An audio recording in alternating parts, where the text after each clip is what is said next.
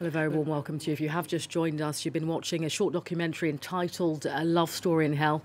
It tells the true story of a couple who fell in love in a secret prison in Libya. The story, though, as you will have just seen, is far from simple. The couple are eventually separated by smugglers.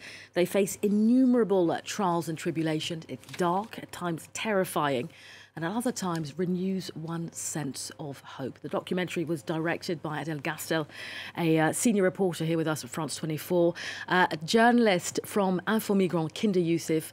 I'm also joined here in the studio by Steve Perbrick, for Libya migration advocacy from Doctors Without Borders. Good to have you all in the studio with us. Thank you for coming in.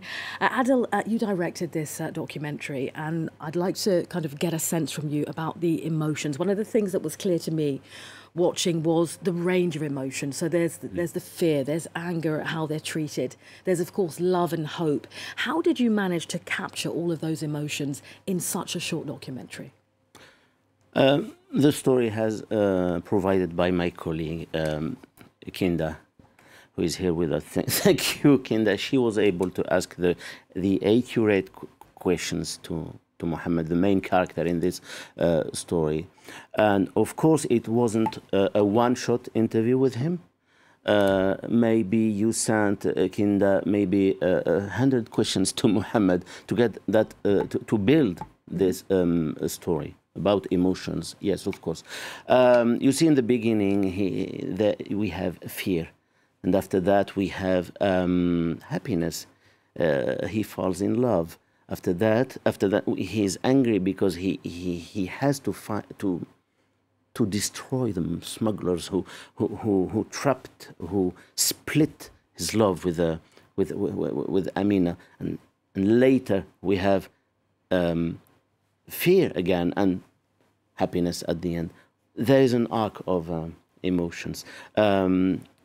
I draw the stories, and drawing is a form of visual storytelling. It functions as a filter between the strong emotions like sadness, like anger, like and by the way, it protects the viewers from getting those emotions. I can inform people, and I don't make them suffer from those painful stories. I mean, it's clear that you capture this arc of emotions as you described it. I mean, Kinder, if I bring you in here, because ultimately you got this kind of testimony from Mohammed. Walk us through, if you will, Kinder, the first encounter with Mohammed, what it was about his story, or not at the time, that stood out to you, that made you want to tell this story, of course, in conjunction with Adel.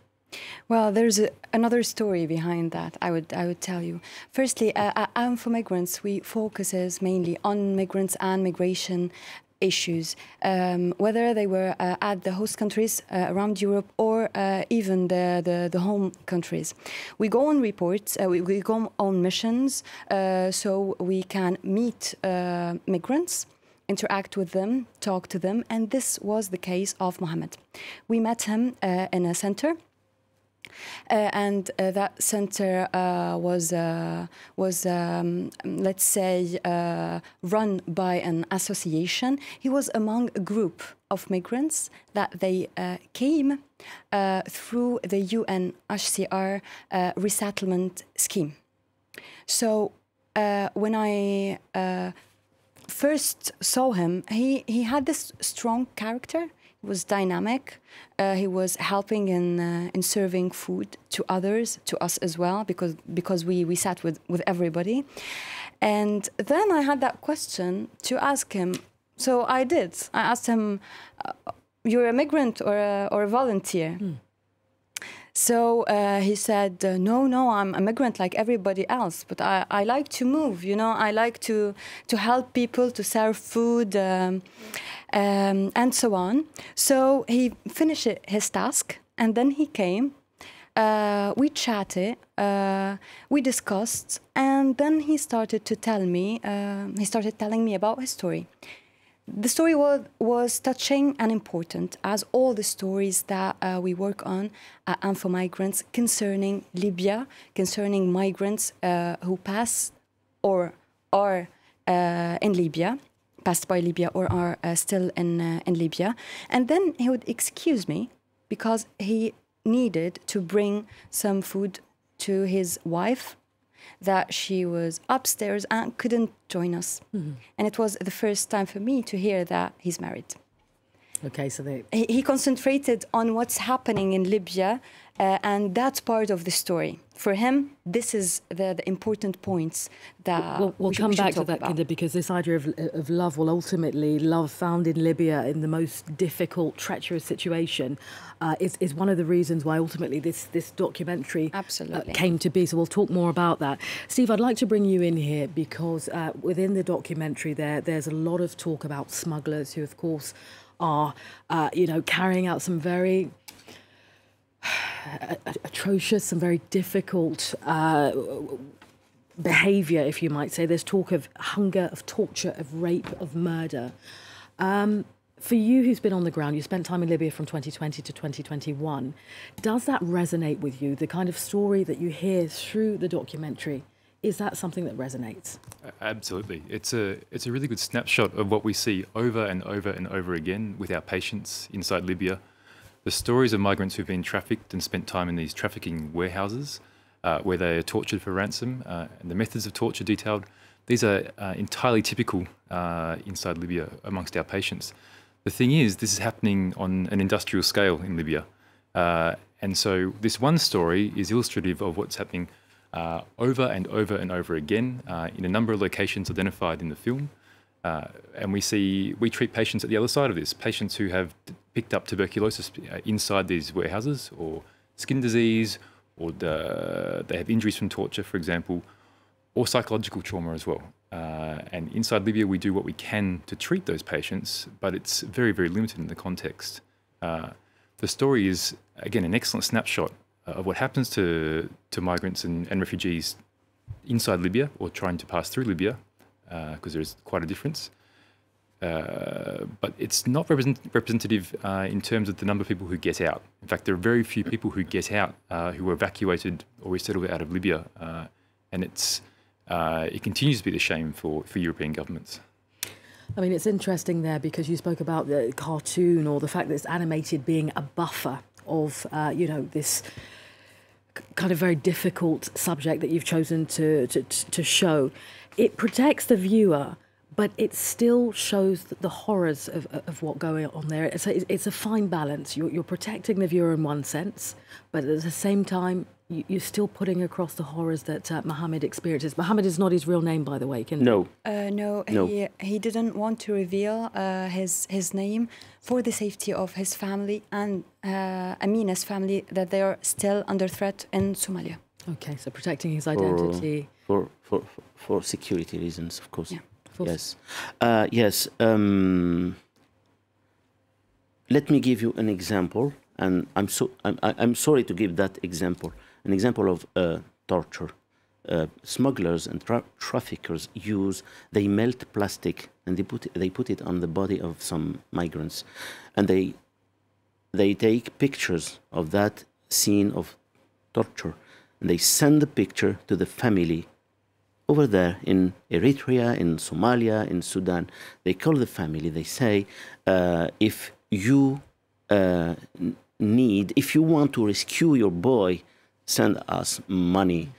I saw the pictures, but I can't broadcast those pictures. I can't draw what I saw because it's very hard.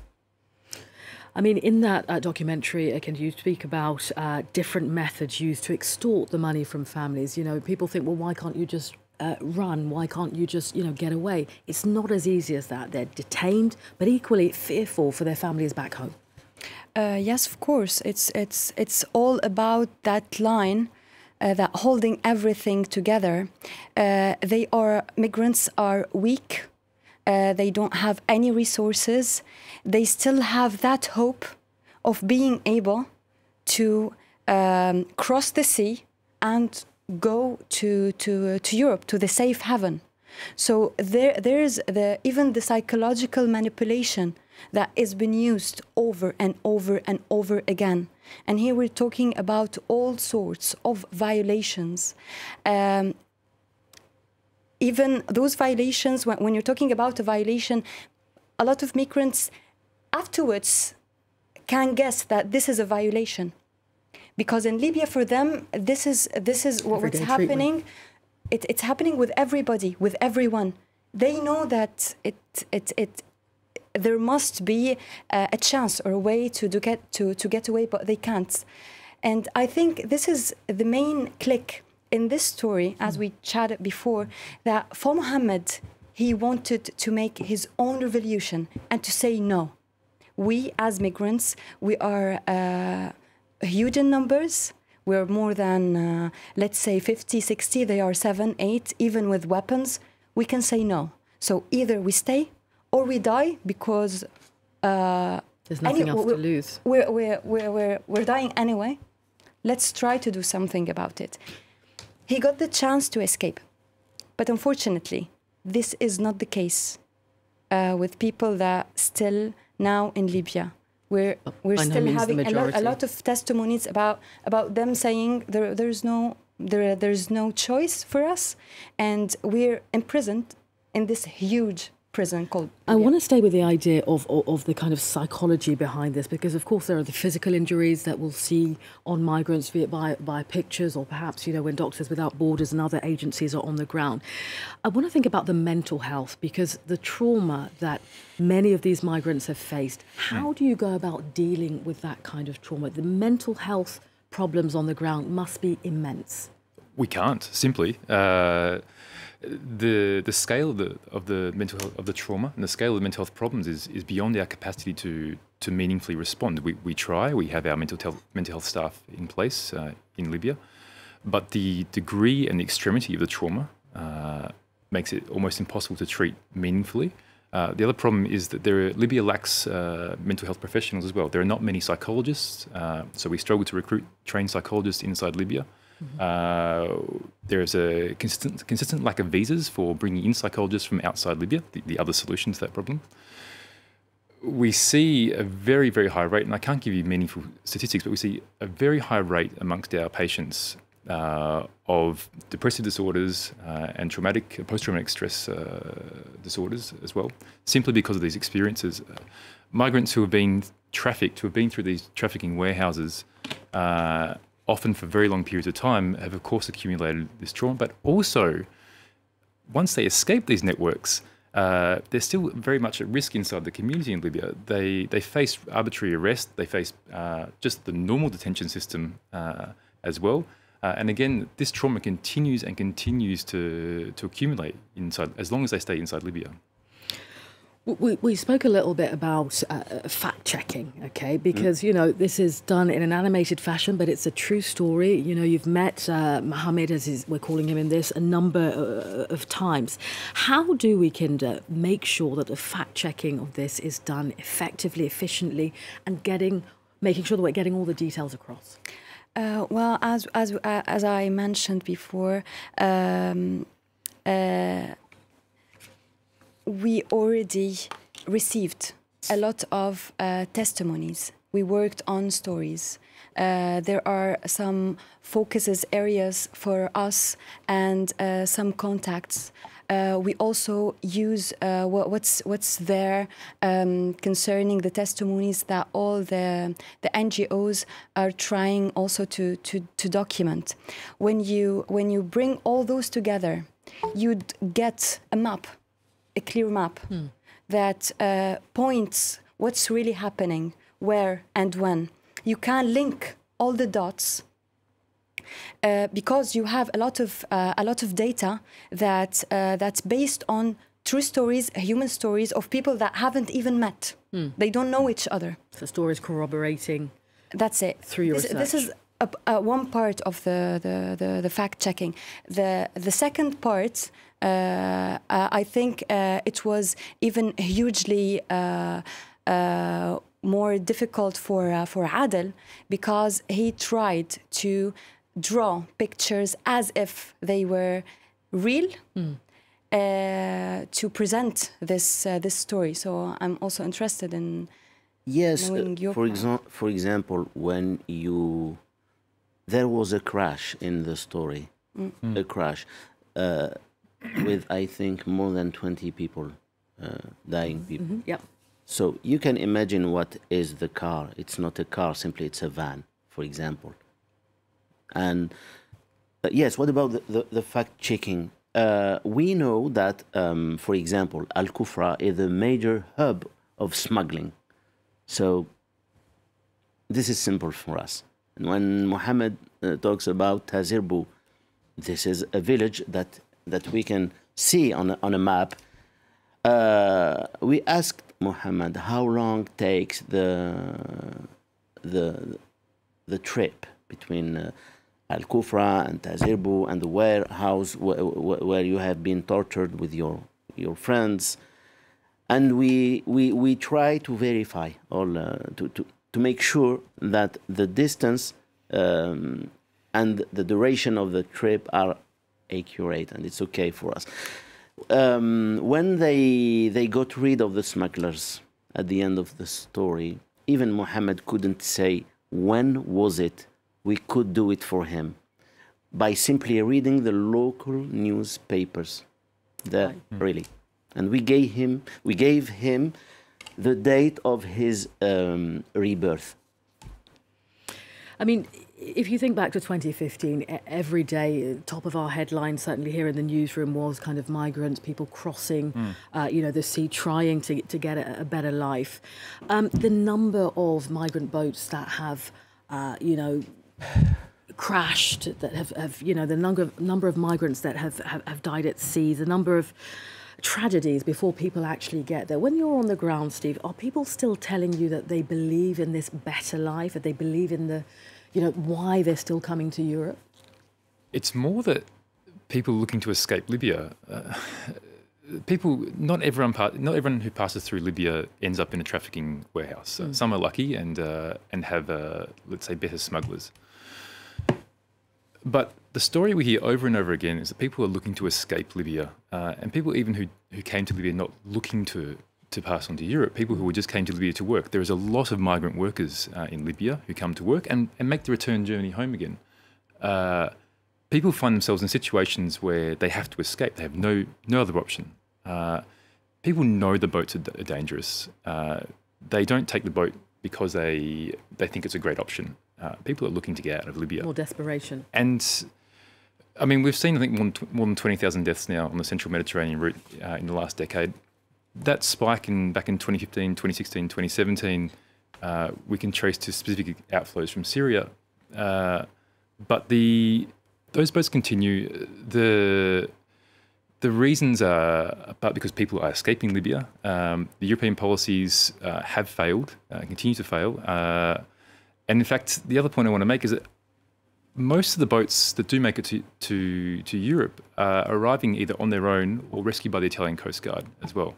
There are interceptions by the Libyan authorities. The NGO role on the Mediterranean, where MSF has a vessel at the moment, is being deliberately constrained by the Italian authorities, and the NGOs play a relatively small role overall. Your vessel is Gilles Barents, I think? Indeed, yes. And the issue there is the NGO vessels have been rescuing about 15% of the boats, or of the people trying to cross for the last several years now.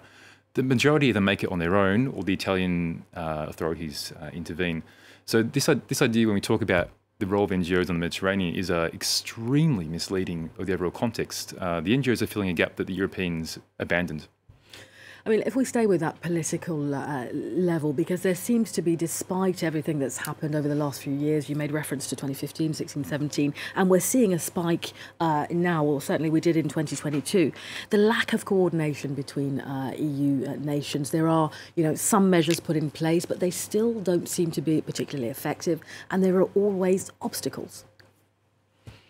What have migrants, perhaps Mohammed, been telling you about how they feel, are governments failing them when they come to Europe? Well, there is an essential detail that I would like to comment on. He came through the UNHCR resettlement scheme. And by that, it is not the case for all the migrants who want to escape Libya. For him, he had the chance. Yes, one of the lucky ones. Because this scheme, the numbers that migrants been evacuated by this scheme is insignificant comparing the migrants that they are in Libya. For example, last year, more than 3,000 people they has been evacuated from Libya, in comparison of more than 600,000 migrants in Libya. A drop in the ocean, then you'd say, of those who make it out. And as he said, they just want to escape. Some of them forgot the idea of Europe, but they need to have a safe haven. So for that, a lot of people tend to cross the Mediterranean. And by that, I mean 3 possible scenarios. They either die, and the deaths are more than 2,000. Last year, there were more than 800. By that, 5 persons died each day. Or they got intercepted by the Libyan authorities and the SSA, been sent to centers, formal, informal prisons, secret prisons, because all those parties are violating human rights according to a lot of NGOs. If they were lucky, a vessel might save them. However, a new story will begin. And despite all that, the UN still funding the Libyan Coast Guard and trying to restrict the work of the humanitarian vessels. So we might witness even more death. It's quite possible. Adel, one of the things that's clear in the documentary is, you know, a lack of trust when it comes to authority, particularly on the ground. And at one point, you know, Mohammed talks about the fact that people in uniform can't necessarily be trusted. I mean, how do you, you know, live in a country where ultimately you don't know who you can trust, who's there to help you, and how you can move forward and get away, as we've been talking about with Steve and Kim? Yes, this is like a blind spot in the story. I think the European Union knows that the Libyan, for example, the Libyan coast guards are not, some of them are not honest. How can you count on people that who could be smugglers, for example, who could be involved in that trafficking? Of course, it's not enough to see a man with a uniform. It's not enough. It's not a proof of confidence. So yes, this is a blind spot. We have to ask some European governments, how can you say simply turn back the boats to the Libyan coast? You know what's going on the ground. You know exactly who are those people. You can't trust those people. So why are you acting as if it was a normal government in Libya? It's not the case. What do we put this lack of concern for migrants? I mean, we spoke about, you know, governments being fully aware of what's going on the ground, but still, you know, choosing to perhaps pump money into coast guards that we know very well are not necessarily to be trusted or could be implicated in some of the smuggling. What do we put that down to? How do we explain such, you know, a laissez-faire attitude? Why? You're right. The European Union and European governments are well aware of what is happening in Libya. They cannot claim ignorance because people working on the ground have been telling them for years now. The UN Human Rights Council, the fact-finding mission, recently declared Libya a situation of crimes against humanity for the treatment of migrants. So this is not light language. These are not words that are adopted easily, and yet. The European Union continues to support interceptions, knowing that migrants are then taken to detention centres where further abuses occur. Typically, you need to pay to get out. But they also they haven't stepped up either to facilitate evacuations from Libya. It's possible. It's quite straightforward. We've seen this already last year. European governments are still extremely reluctant to do this, despite this being a well-accepted solution to this protection crisis. That we are talking again about crimes against humanity. The question for European governments is, what are they doing? Indeed, a very clear question. What are they doing to kind of get the situation improving? I mean, at the end of that documentary, there is hope. We know that Mohammed and Amina make it to safety. But once again, it's the minority as opposed to the majority. When you look at the situation on the ground, is there cause for hope at all? Why not? It happened with a person. It might happen with others. But I think the real hope is for governments to secure all the migrants and migration routes, so they could effectively lessen the number of deaths in the Mediterranean and on other routes. We're hearing about pushbacks. The violation of the human laws in everywhere. Each and every government try to push the other person back. And at the same time, they might ask for people to come and to work and etc. So I think the real hope is for a better future, safer future for everybody together. So incremental steps then. That's it. Adel, hope? Yes. This is a story of a young man from Somalia and a young woman from Somalia too, who fall in love in a violent environment. But beyond the story of Mohammed and Amina, this is a universal theme. It's a story of dignity and the right, simply the right of life. This is our story as human beings. The story focuses on Mohammed. You touched on Mohammed and Amina there. Is there, cause for perhaps a second part of this documentary where we look at Amina's life? Because as you said, she was, perhaps out of the conversation to begin with. Is there, perhaps the possibility of bringing her into her own documentary? Well, for me, I know well what they wanted from the very first beginning, and the reasons why he wanted to speak Mohammed. Mohammed now and Amina, they are safe in Europe. They have a child, and when they are watching us right now. And when I contacted him last time to tell him about this episode, he told me, "Thank you. And please tell Adel, thank you also. But let's always remember that I said, okay, I would share my story just for the sake of the people that are still now in Libya. For them, I made the story. For them, I said yes. For them, we all participated in this. And for now, this is the most important message. Afterwards, nobody knows. We always work on migrants and migration. We will keep on working on those sort of stories. Kinda, on that note of this kind of universal thread running through the story, not just Mohammed's story, but indeed the story of hundreds of thousands of migrants who are having a really, really difficult time in Libya and indeed in other places. I'd like to say thank you to you, Adel. I'd like to say thank you, Kinder, and equally thank you, Steve, for coming in to discuss this documentary with us. For our viewers at home, thank you so much for tuning in to our Reporters Plus show tonight.